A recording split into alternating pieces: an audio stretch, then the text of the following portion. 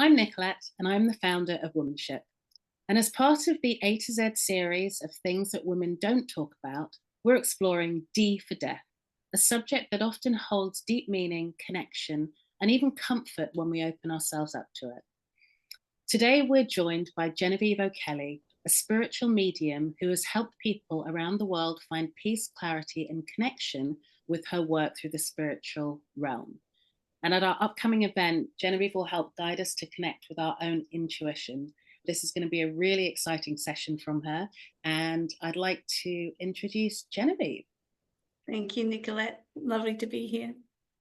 So, you transitioned from a corporate career to working as a spiritual medium. What made you realize that this was a path that you wanted to take?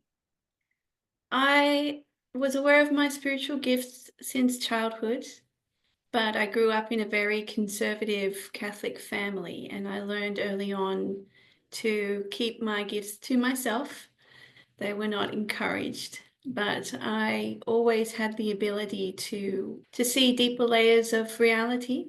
When I was a child, I remember talking to a friend on the school bus and saying, "You know how when you focus on someone and then you can read their thoughts?" And she said, "No." And I thought, oh, not everybody can do that. But as I grew up, I had more and more, I guess you'd call it spiritual experiences or metaphysical experiences.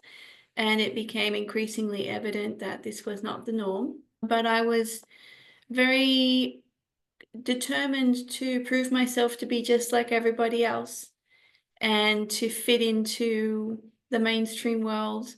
So I embarked on a career in the business world, which was safe and approved of by my social circles, my family.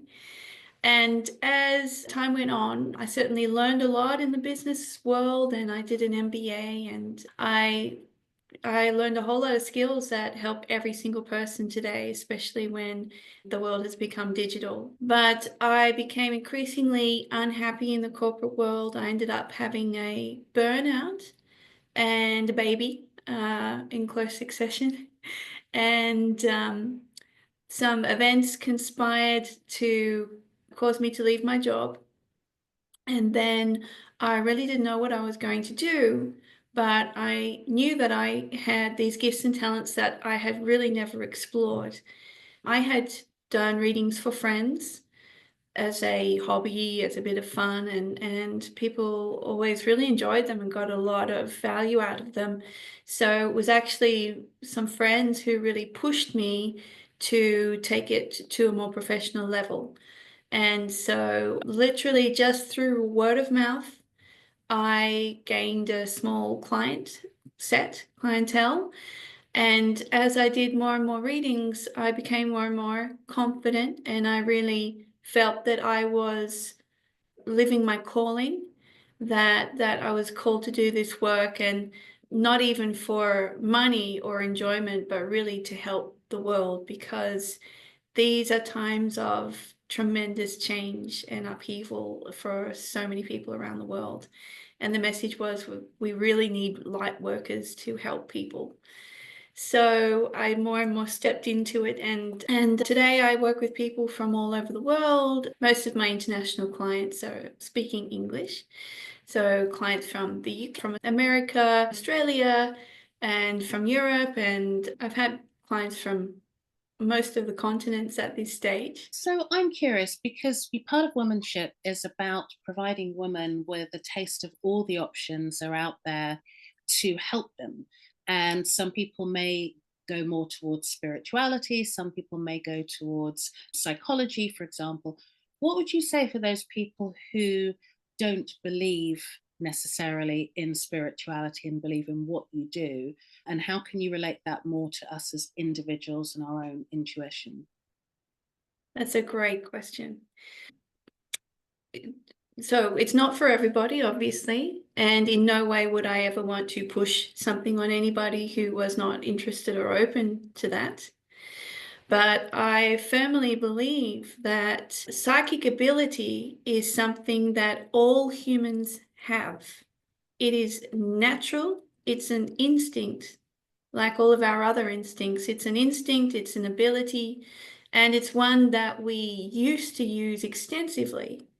So when we were living closer to nature and we were in more of a survival mode, as humans, we used our ability to telepathically connect with each other because we were working maybe at a long distance from each other. We used our psychic abilities to have information brought to us which would affect our everyday lives. For example, people might have dreams about changes in the weather, or dreams about some kind of event happening, or the American Indians would dream and connect with their spirit guides who would give them information. We have, as humanity, as humans, and as all races of humans, we have been using our telepathic and psychic gifts extensively for a long time. And in the modern world that we live in, especially because of religious dogma, we have very much been talked out of using our natural psychic abilities. So the psychic and telepathic abilities that we have can be thought of separately to spirituality because they have been studied extensively in scientific circles and really proven beyond doubt.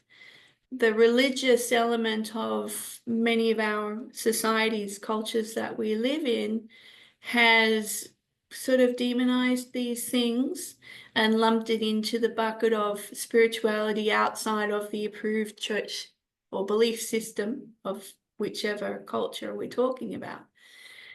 But everybody has a life force which goes away when the heart stops beating. And not everyone has an explanation for that. People who have spirituality do have an explanation of some kind, and that really helps them. So whether somebody sees themselves as spiritual or not, no one can really argue that we all have an element to our being that is beyond just the physical world. And what I find with the work that I do is that very often death, coupled with grief, is the catalyst for people to start to become aware of themselves as more than just their mind and their body, more than just the physical world. So, what are the common messages, or what type of messages do you receive from the spirit world when you do readings? Well, the one thing that always comes through is that the spirit world is not separate from us. That if people are open to their loved ones still being around them, their loved ones absolutely are around them, and their loved ones want more than anything to connect with them. So I hope that the work that we do in the session actually gives people the permission to allow for that possibility. You know, it's up to every individual to dictate the pace at which they wish to make a connection with spirit or with their selves as a spiritual being, but at least to open up people's capacity to imagine that as a possibility is already a big step. And then, of course, it happens in the timing of the individual. Can you tell us why you think women should attend this event, D for Death, Navigating Loss in all its forms?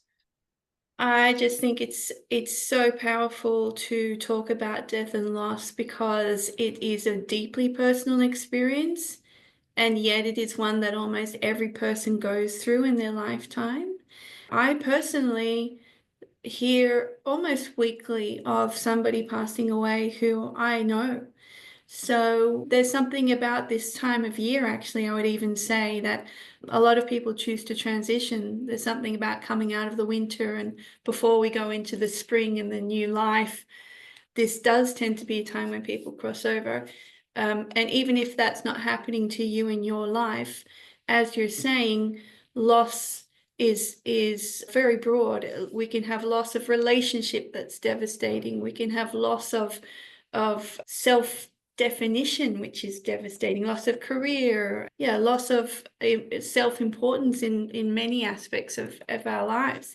And normalizing the emotions, whatever they are that you're going through, will help anybody through that process, which is such a subjective, personal process for any individual. So I really hope that a lot of people come along to this event and open up and share and feel supported. Thank you so much, Genevieve. I really do hope you'll come and join us either online or on the 4th of March or in person on the 27th of February at Equals for this really exciting event. We've got some amazing speakers for you, as you've seen with Genevieve, and we'll really explore it in lots of different ways. So thank you very much. And Thank you, Nicolette.